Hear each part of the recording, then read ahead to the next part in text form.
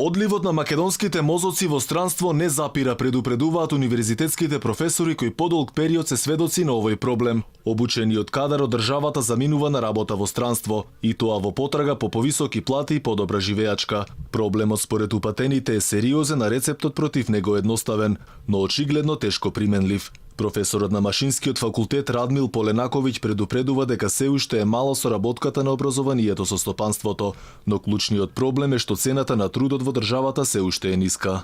Искуствата покажуваат дека за жал прво најдобрите си одат, тоа е лошо.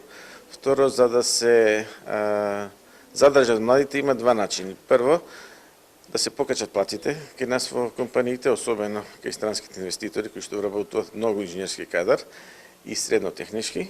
И второ, уште повеќе да се форсира само вработувањето, развојот на претприемачкиот дух и младите да започнуваат собствен бизнис. Професорот предупредува дека без иновативност нема конкурентност, а малите и средни компании треба поинтензивно да се насочат кон оваа проблематика. Подобрата перспектива, но и заработувачка, се клучните мотиви за младите кои сакаат да заминат во странство. Овој мотив и натаму е доминантен, иако има и студенти кои сакаат тие услови да ги уживаат и дома. Доколку се исполни нека можност за надвор, може да се отиде. Затоа што има повисоки плати и поголем стандард.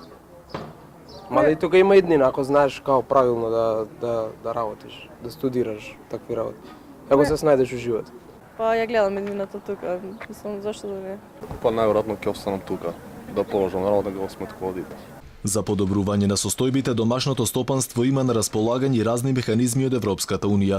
Европските фондови се едни од нив, но нивната искористеност се уште е предизвик. Државната помош, како на пример онаа преку фондот за иновации, е добре дојдена, но позначајни резултати за жал се уште нема. Државата им помага на малите и средните предпријатија преку фондот за иновации и технолошки развој, агенција за поддршка на предприемаштвото во Македонија и низа други програми и проекти кои што се финансирани од Европска унија, но тие се како корисници преку тоа ги поддржуваат малите и средните предпријатија.